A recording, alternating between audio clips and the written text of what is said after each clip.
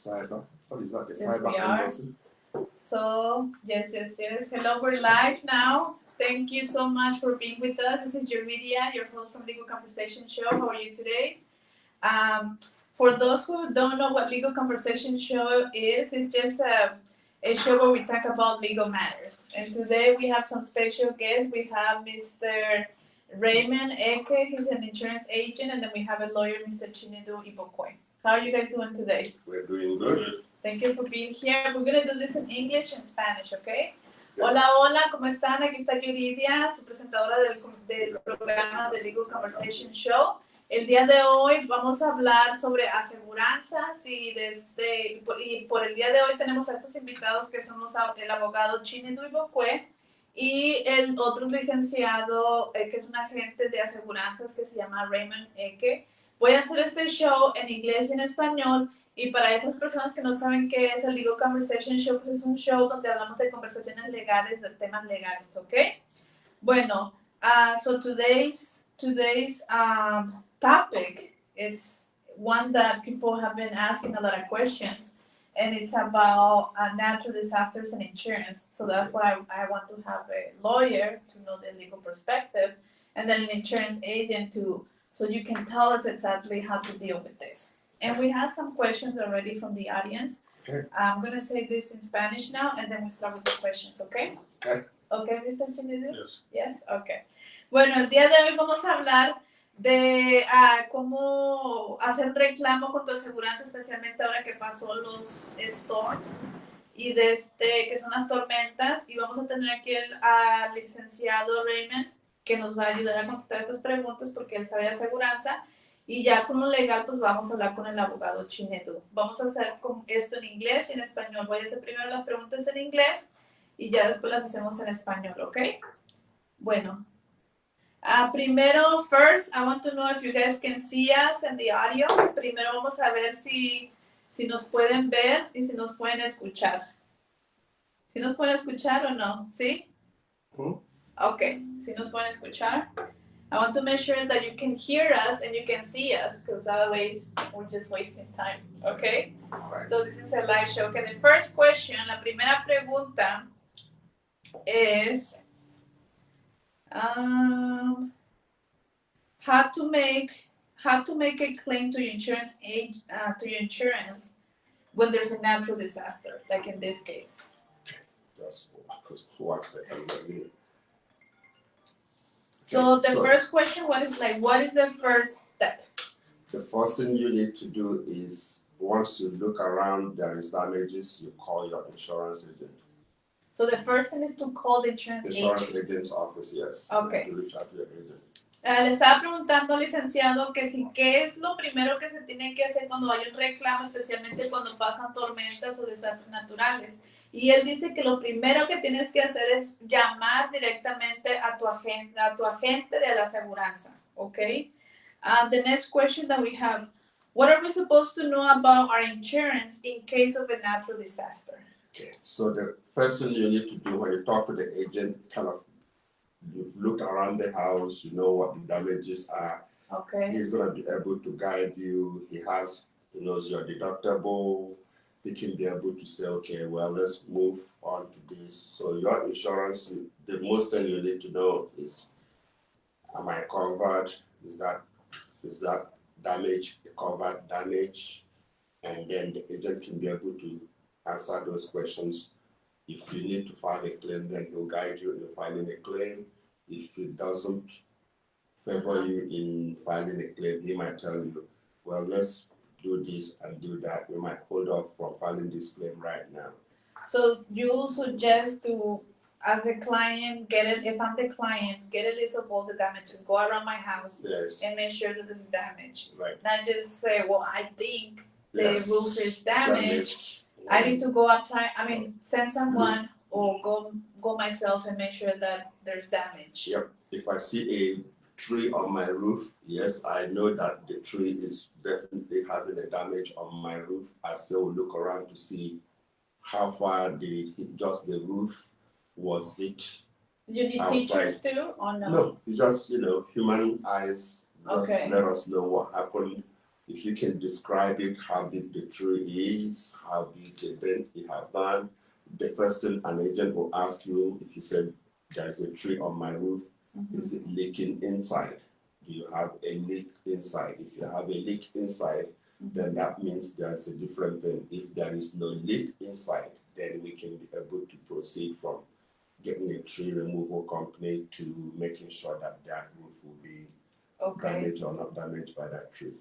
Estaba diciendo el licenciado que lo primero que tienes que hacer es revisar en tu casa, saber cuáles son los daños, no nada más decir, oh, creo que mi techo está dañado, pero no has revisado.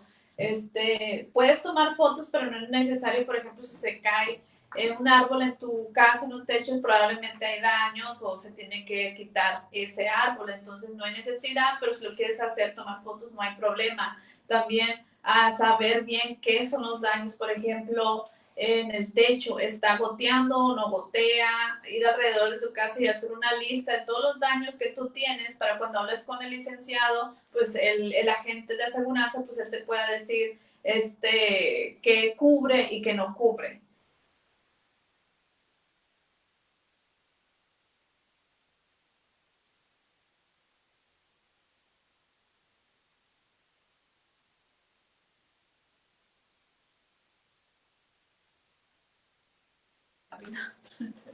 She's going to be calling until it's no longer possible.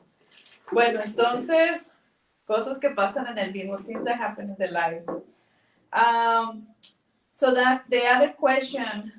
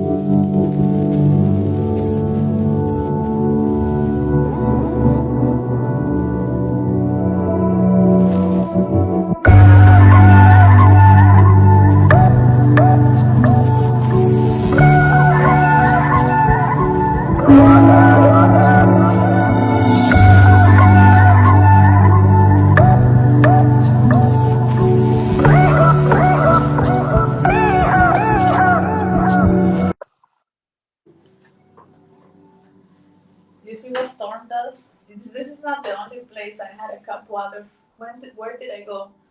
Whole Foods and Trader Joe's. They have a problem with the credit card. So yeah.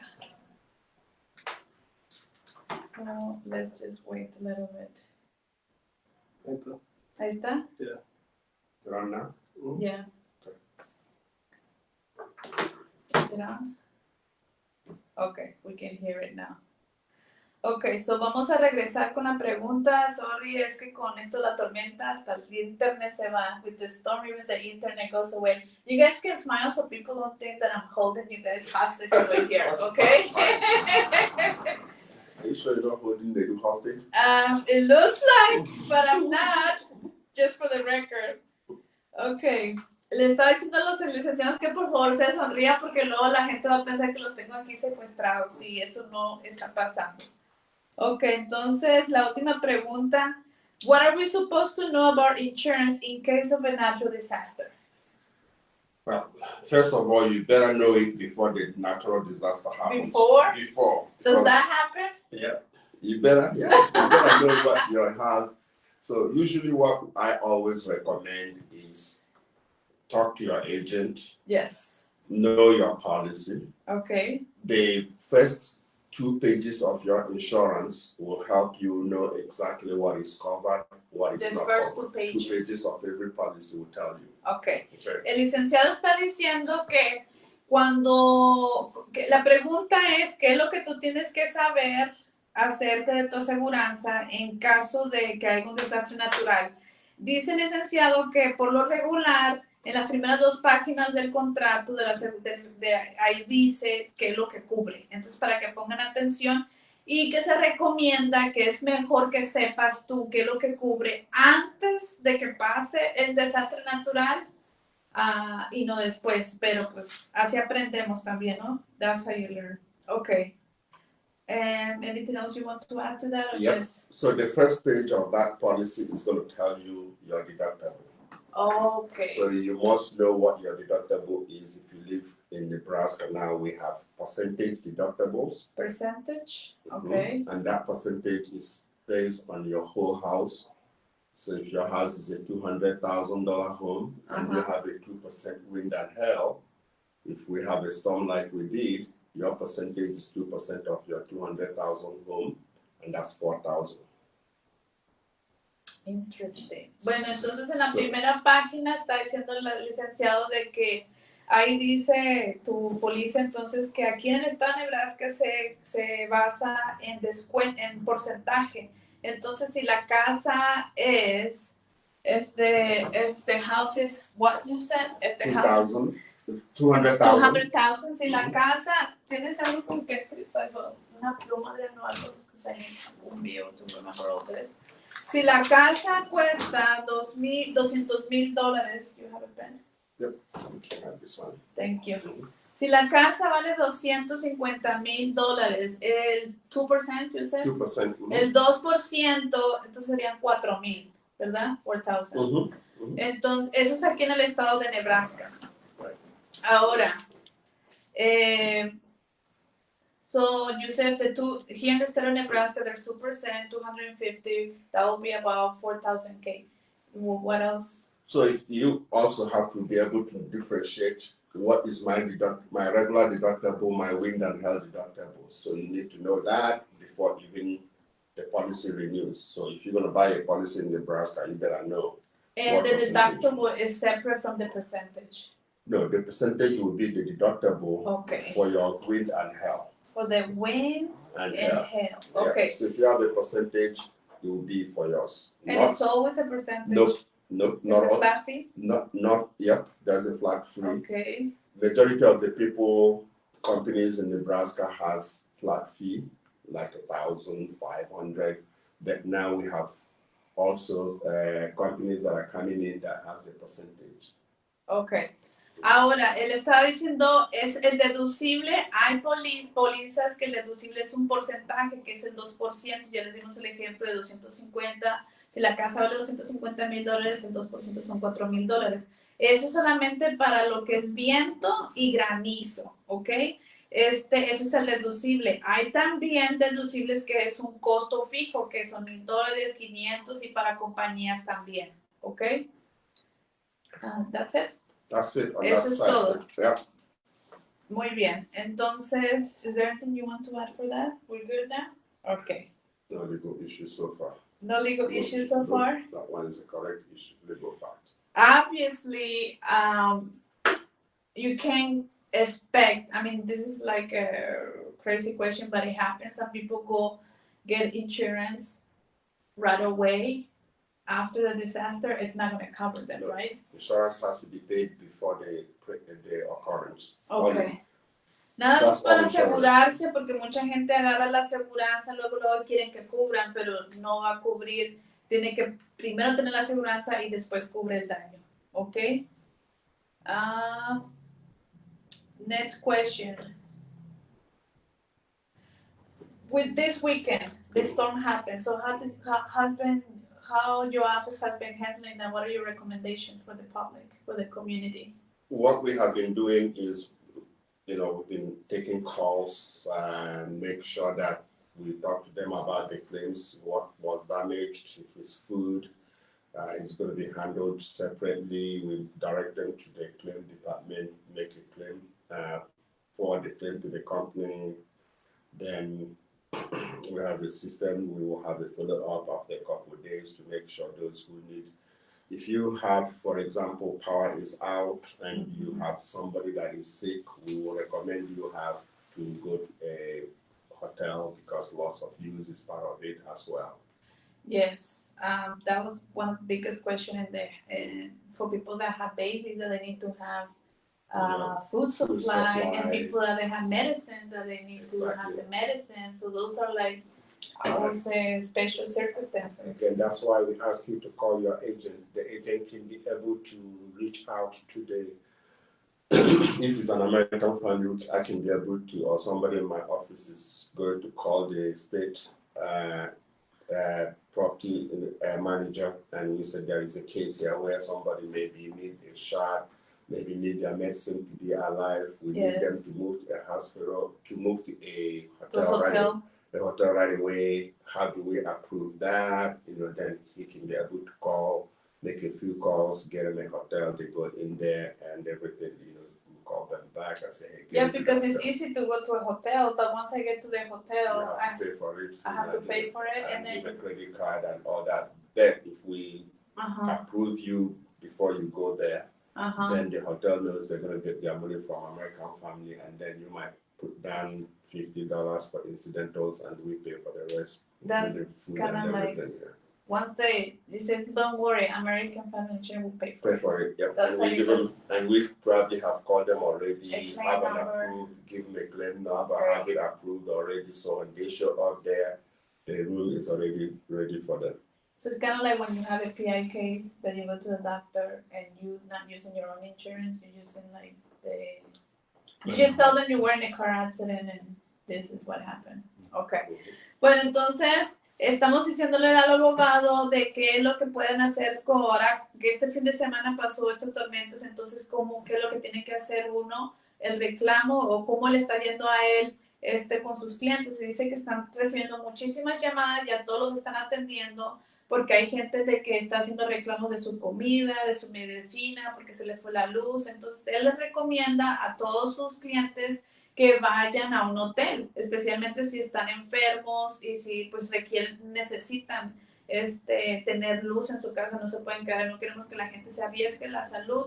Entonces, por eso es que dicen, llama bien rápido a tu agente de aseguranza, ellos te van a aprobar el reclamo, te van a dar que se haga todo posible para cuando tú veas al hotel, ya nada más le dices, ok, yo no lo voy a pagar, lo está pagando mi aseguranza, en el caso de que es American Family Insurance, y entonces ahí van a tener tu número de aprobación o tu número de reclamo y esa información se la das al hotel para que tú no lo tengas que pagar, lo tenga que pagar la aseguranza, especialmente si están enfermos o si tienen niños chiquitos, cositas así. Entonces, para que le llamen inmediatamente a su agente. You want to give us your office number? Yep, my office number is 402 402-561-9220. Okay, so it's 402-561-9220. That's my main office. Okay. And that office is on 155 North 72nd.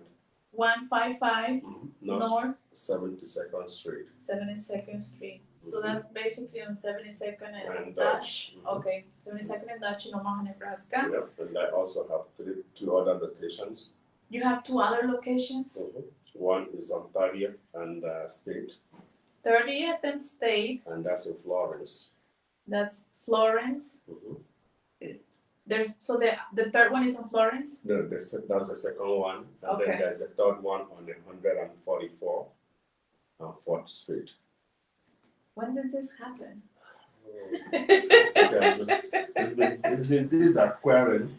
Okay, yo pensé que nada más tenía una locación, una oficina, pero el señor tiene tres. Uno está en la 72 y la Dutch, que la dirección es 155 Norte 72 Street.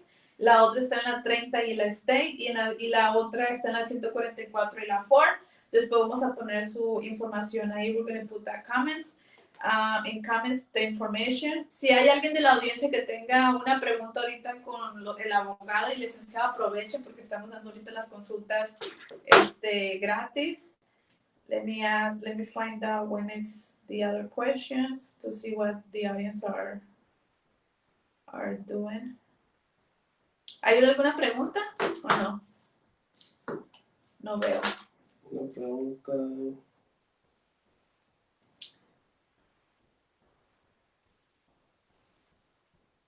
Okay, what is the time frame in which I can file a claim? Okay, you have majority of our rules are the same. You have 1 year to file a claim. Okay. You also have 1 year to finish your job. The damage has to be done within a year for you to claim the rest of your the return amount. So give me an example. So let's assume I have a $10,000 damage to my house. The company is going to replace the roof, for example, is $10,000. When you get paid, we will pay you what is called actual cash value, or 75% of that amount. So you get your initial $7,500. Then when you finish your roof and you complete the work within 1 year, we'll return that $2,500 back to you to complete that $10,000.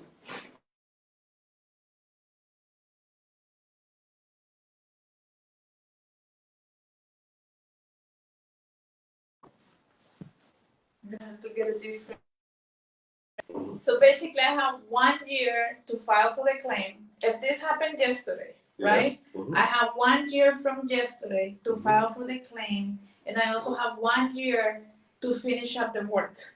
If you want us to refund that $2,500, after the 1 year of that occurrence, we will not refund that $2,500. So that's why you have to finish up in 1 year, and then we get that back to you.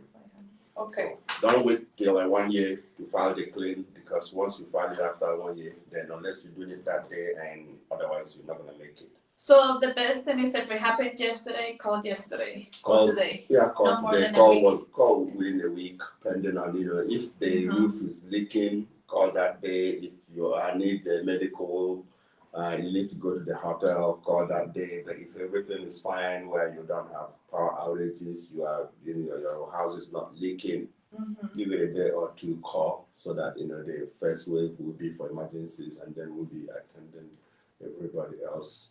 Okay. And, of course, the best thing is also we have adjusters in town already, and so they are already in here. They are sitting in hotels. They are doing their work in town, so they will be able to come out, see your house, talk to you, get payment to you faster if you make it earlier. Okay. La pregunta era que si cuánto tiempo tenemos nosotros para hacer el reclamo, y dice el licenciado que no más de 1 año.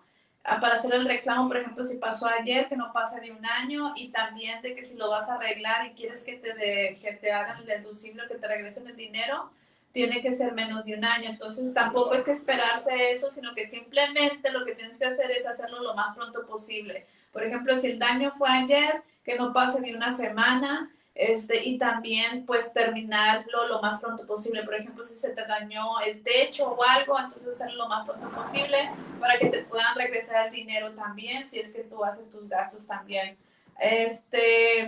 There's a question over here from the audience. It says, if a neighbor tree or an object damages my property, it is my responsibility or not? Yes. Yes? Yep.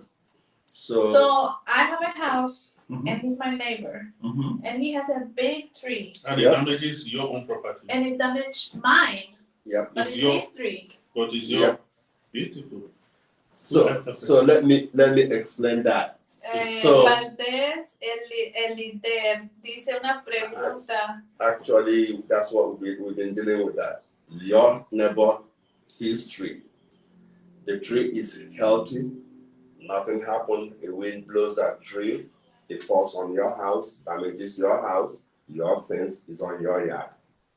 He can call you. You can say to him, "Maybe see what your tree did to my house," and he can tell you, "Oh, sorry." You know, if he wants to be nice, he can say sorry, or he can say, "Oh, no." If he wants to be nice, he can say sorry. Sorry. That's all he owes you. He does not have to go help you cut it. He does not have to pay for it. Your insurance is paying for it, and your deductible is coming into play, and he doesn't have to do anything. Wow. Now, if you cut the tree and move the branches back to his yard, then he can now have to sue you for harassment. Really? So, Is that true? we got somebody who works for you who's on that. Yeah. That happened? It's true. So what did the person then they removed the tree? The neighbor got angry because he has told my client to remove the tree, and my client said, "No, I don't want to remove the tree. It's a healthy tree." And then this storm came, and some branches fell over his neighbors. Then the neighbor picked up all of them and then put it in a heap and bring them over the fence and put them on my client's yard. Isn't that trespassing? Or not only is it trespassing, now he is harassing somebody that can end up, now he could end up having some legal issues. Okay. La pregunta que viene aquí, let me say it in Spanish now. La pregunta aquí que tenemos de Valdés, el líder, saludos Valdés, el líder, dice, si un árbol de un vecino, o un objeto del vecino destruye mi propiedad, ¿es mi responsabilidad, sí o no? O sea, si vamos a ver que él es mi vecino y él tiene un árbol grande, y ahora con la tormenta cayó en mi casa y hizo daños. Entonces, ¿quién lo paga? ¿Él o yo? Y dice el licenciado Raymond que yo soy responsable, que si él es mi vecino y es buena gente, él va a decir, lo siento mucho, si es bueno, pero no es responsabilidad de él, es mi responsabilidad, o sea, mi aseguranza, y ahí va a venir el deducible, es mi responsabilidad, mi aseguranza, no la de él. Ahora, hay muchos vecinos que están molestos con eso, pero esa es la ley. ¿De qué pasó en un caso que estaba diciendo el licenciado de que una clienta le dijo al vecino, quita el árbol porque pues luego va a caer aquí? Pasó la tormenta y el árbol cayó con el vecino y el vecino se enojó, cortó y limpió todas las ramas y se las tiró a ella. Entonces, yo como vecina, pues se puede decir que no tiene la responsabilidad de él y él se puede meter en problemas con la ley. No sé si me explico. Entonces, prácticamente no andes llevando otras ramas o algo con tu vecino, no te enojes. Si se te dañó tu casa, es responsabilidad tuya y de tu aseguranza, no del vecino. Anything that you want to add to that? Or? So that rule is based on what we call the wind storm, whatever you want to call it. If there is a hurricane, nobody wants to go looking for pieces of wood that came from my house that hit your house or yours that hit my house. Okay. So on extreme occasions when we have that hurricane, if we don't have that law, then everybody else has to, your furniture is in my bedroom or this and that, now you have to pay me for, no. So everybody pays for their own. Because you have insurance for your house, so yes. whatever comes to you, it doesn't matter where it came from. Yes, you have the coverage, you have your wind and hail, and even if both trees fell opposite each other and we're not measuring whose house get damaged, whose, so it doesn't matter, your own insurance covers it. Okay. And esa ley que estamos hablando ahorita es como de los vientos, de huracanes, se puede ser como le puedas llamar, pero eso es como, por ejemplo, un ejemplo, si hay una tormenta o un huracán y te daña tu casa, tú vas a llamar a la aseguranza para que te recuperen tus daños. No estás diciendo, no, pues este sillón no, esta comida vino de otra persona, de esto, porque si no, pues imagínate cómo estuvieran las leyes. Entonces, esto es la misma ley que estamos aplicando para esta tormenta que pasó el fin de semana, que si el árbol del vecino cae o un carro, lo que sea, no importa quién hizo el daño, de dónde vino, sino que tú estás pagando tú cubres tu aseguranza, ¿ok? Ahora la siguiente pregunta. What documents or proof will be asked to show my insurance in case of making a claim? usually you can take pictures, and if it's like a food spoilage, that we have power outage now, you can take pictures of that and then you give a list to the company and majority of that will be taken care of. Other than that, if you file a claim, you tell us what if we need a picture of that, we can ask you to take a picture for us. If not, we'll come out and take care of it ourselves. So if it's a minor thing, we might ask you to get a picture for us. So, okay, so basically pictures and a list of items. Yeah, we require you don't need to know your policy number because your agent knows it, and if he doesn't, you can use your address. We'll find you and make a claim. Once a claim is in there, you don't need to, give us a we'll tell you what we need. Our adjuster is going to let you know what they need. Each one is different anyway. Okay. La pregunta aquí dice, ¿qué documentos o comprobantes yo necesito para demostrar mi seguranza en caso de hacer un reclamo? El licenciado está diciendo que para hacer el reclamo, pues obviamente que se le recomienda una lista, por ejemplo, ahora que se fue la luz, la lista de las cosas que perdiste de alimentos o medicinas, qué sé yo, debido a que se fue la luz, y fotos. Entonces, prácticamente fotos y una lista. No necesitas el número de tu póliza, reclamo y todo eso porque la gente tiene esa información para ti. Okay. Next question that we have. Do I need an insurance agent to file a claim for me? Yes and no. You don't need an agent to file a claim. That if you remember that if you file claims, more than unnecessary claims, the insurance can use it to cancel you or to kick you out of that policy. Okay. So the reason why we want you to call an agent, call the agent office so that we can initiate that is so that if you file a claim, for example, that doesn't meet your deductible, we will be able to kind of guide you and say, that they might not be a good idea to file this claim.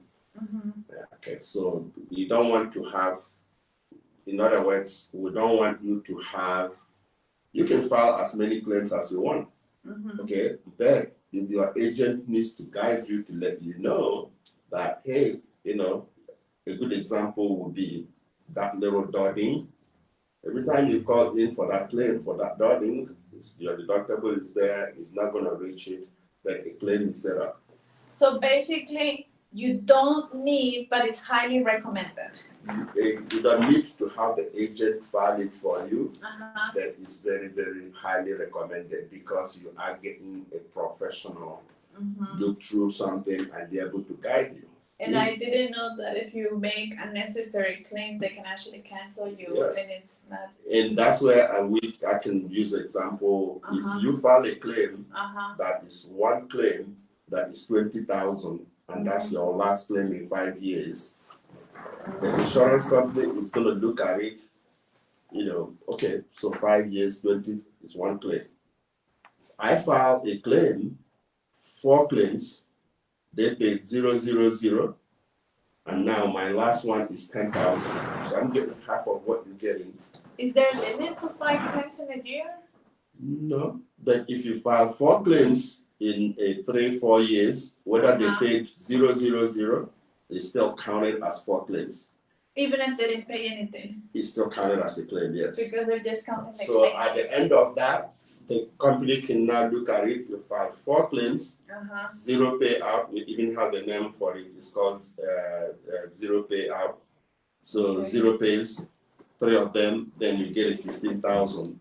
It's still counted as 4 claims, 15,000 or 10,000. Let's just say 10,000. You have 4 claims, 10,000 payout. You run the risk of getting cancelled before before the person who made 1 claim for 20,000. Have you had a client that got canceled? Oh, yeah, frequency. We call it a claim frequency. The company doesn't, if you call every day there is a store, every time there is something, your file is going to get that much. When it gets to that claim frequency, the company is going to say, no, this person calls too much. Okay. La pregunta que le habíamos hecho al licenciado era de que si necesitamos a un agente para hacer el reclamo, necesito un agente de seguros para que presente mi reclamo, lo hago yo misma, y dice sí y no. O sea, no lo necesitas a él, pero sí es muy recomendado. ¿Por qué es recomendado de que tu agente haga el reclamo y no tú sola? Es porque dependiendo si tienes muchos reclamos en tu aseguranza, pues en tu récord no se ve muy bien, hasta te lo pueden cancelar.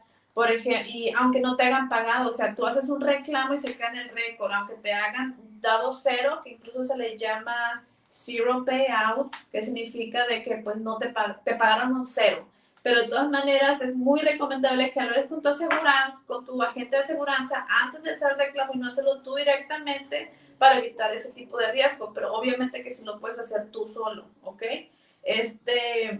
Porque han habido casos que sí lo hacen con frecuencia, que incluso se le llaman así casos de frecuencia, y se les cancelan. Entonces, repito, es mejor que hagas tu reclamo con tu agente para que sepa cuántos reclamos has hecho y que no te lo cancelen prácticamente para eso, ¿ok?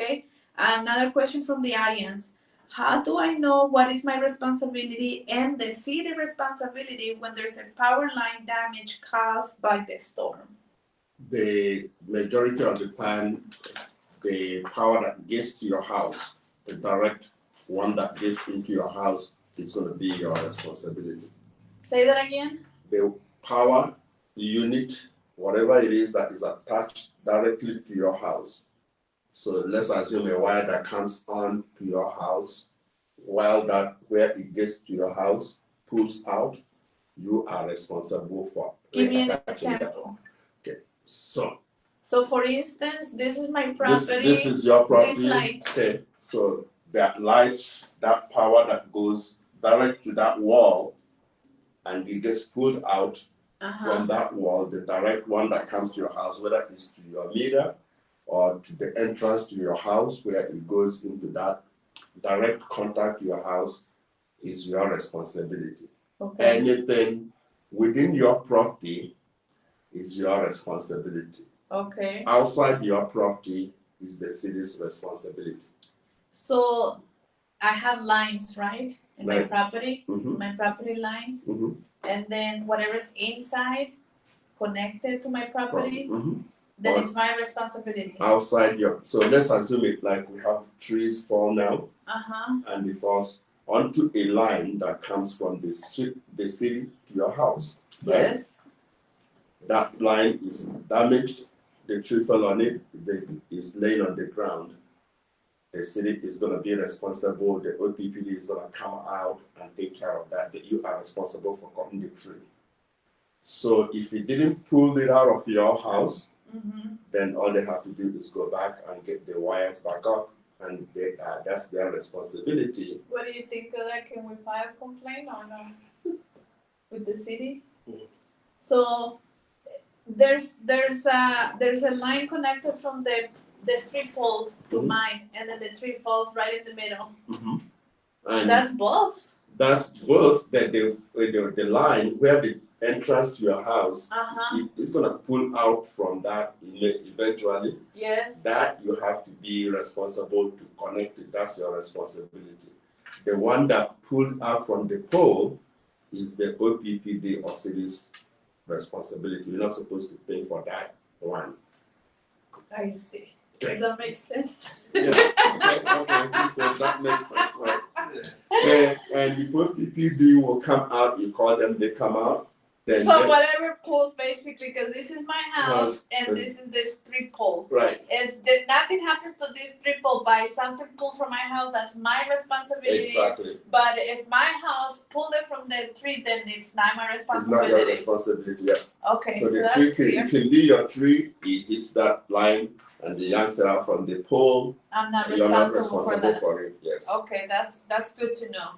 And I'm sure the city is not going to come and say, okay, no, they should know better. They probably knows that, there's times when the person that called for it didn't get, the city goes, it's our responsibility, it's on the street. Okay, like in a hurricane, right? Right. Again, something like that, it gets yanked out from the pole, the pole has to be replaced. It yanks out from my house needs to be replaced. Whoever has that, owns that, gets the repair for them. Okay. La pregunta aquí que tenemos de la audiencia es ¿cómo yo sé qué es mi responsabilidad y cuál es la responsabilidad de la ciudad cuando una línea de la luz se daña a causa de una tormenta? Entonces la respuesta del licenciado es de que todo depende de dónde está conectado y de dónde se desconectó. Entonces, por ejemplo, si hay una luz, un cable de la luz que viene del poste de la calle y está en mi casa, si los cables se jalan de mi casa y hay daños en mi casa, esa es mi responsabilidad. Ahora, si mi casa jala o mi árbol jaló y destruyó el poste de la luz de la calle, yo no soy responsable de eso es propiedad de la ciudad. Es como en unos huracanes, o sea, si un árbol o un automóvil daña algo de la ciudad paga por eso. Si algo se daña en tu casa, tú eres responsable de eso. Para ponerlo más específico, ¿ok? Ahora, I think we have 2 more questions and then we're done. Se hacen responsables de todos.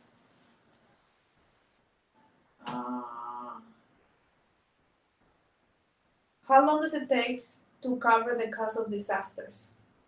How long does it take? Yes. Cover? Well, we talk about replacement and actual cash value. If you want the most out of it, you better, fix it within 1 year. Within 1 year, repair it within 1 year.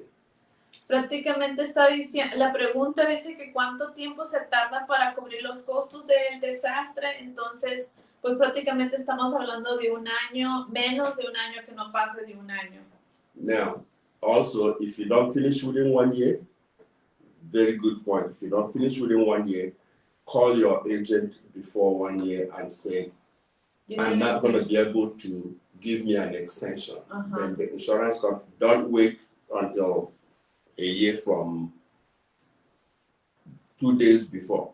Call about a month before and say, I have got this reason for not being able to get this thing done. They will forward it. Majority of the insurance companies will look at it and then they will extend it. And you want to file an extension as soon as you know. As soon as you know, and don't wait until that day. Don't wait until the year passes by. Okay. So let me give you an example. The last one I did, a client of mine is going through cancer treatment. Okay. And we have a wind and hail damage. So she called the claim in as she's going through chemo and all that. We know in my office that she's going through that. So she went through the first 8-9 months of chemo. Now she's got 3 months to fix that. So she called our office and said, I got a roofer, but they are not coming until a month after the expiration. So I immediately pick up the phone. We use that medical condition she had that took 9 months out of the 1 year. So we extended it 1 year for her. So now she has the whole, instead of having 3 months left, she's now got a year and 3 months to finish whatever she Oh, needs a to year and get 3 it done. months, Yeah. and you guys were able to help her with Yeah. that. Yeah. So Did she need to send you some sort of proof that she's in? well, Not really. in the case where she is sick, we know that. Or if you need, you can just tell us what happened, what you're going through, and we forward that. And usually the company will just say that's okay. But if it's something where you need to get a proof, then I travel to outside the country, and the only responsible person in my family that can do that is the policy is written for me that I'm out of the country for. I'm working there for a year. Yeah. Then the company is going to ask you to give us a document to show that you work for Halliburton out of country and whatever it is. Then, yeah. Okay. Aquí la pregunta que teníamos era de que si cuánto se tardan de lo del desgaste, ya hicimos de eso, pero last question, how long does it take to cover? ¿Cuánto tiempo se tarda? ¿Cuánto tiempo se tarda para hacer el reclamo? Ya había dicho que 1 año. Ahora, si vas a necesitar más de 1 año, por ejemplo, nos dio el ejemplo de una cliente de él que estaba yendo tratamiento de cáncer y tenía el tratamiento más o menos de 9 a 8 meses y ella quería unos 3 meses más. Como ya tiene buena relación con el agente, pues les avisó de que iba a tener su tratamiento de quimioterapia y le dieron una extensión de 1 año y 3 meses, porque pues por debido a la enfermedad o las terapias o lo que sea, pues iba a tardar más para arreglar el techo que tenía ella que se había dañado por vientos y por granizo. Entonces es importante saber de que si se va a tardar más de 1 año, que también llames a tu aseguranza, a tu agente de aseguranza lo más pronto posible y pídeles una extensión. No te esperes al último momento, porque acuérdate que no tienes 1 año para completar el trabajo. Repito, si se va a tardar más de 1 año, háblale a la gente en cuanto tú sepas. Okay, I think that is all. Okay. Ya son todas las preguntas que tenemos aquí. No sé si alguien más tiene algunas preguntas para que hagan ahorita los comentarios. If this is your last chance to ask a question live here to the attorney and to Mr. Ekeh. We are here to answer the questions. So if you have a question, make sure you put it on the comments. También tenemos que agradecer a nuestros sponsors, a Raymond Igbokwe, thank you for sponsoring this. And then también a García and Associates, Revive Hair Salon, y también Lingua Academy. And thank you so much, Raymond, for being here. Muchas gracias, Raymond, por estar aquí. Y el abogado, ¿quiere mandar un mensaje? You guys want to send a message or you guys are good? I'm good. You good? Yeah. Okay. Bueno, pues muchas gracias a todos y acuérdense que vamos a poner este video en nuestras redes sociales, en Instagram, en YouTube, en Facebook, obviamente. Por ahí lo pueden ver y compártanlo para que otras personas sepan de sus leyes y cómo hacer los reclamos y todo este tipo de preguntas. ¿Ok? Muchas gracias y que tengan un buen día. Bye bye. Thank you. Have a nice day.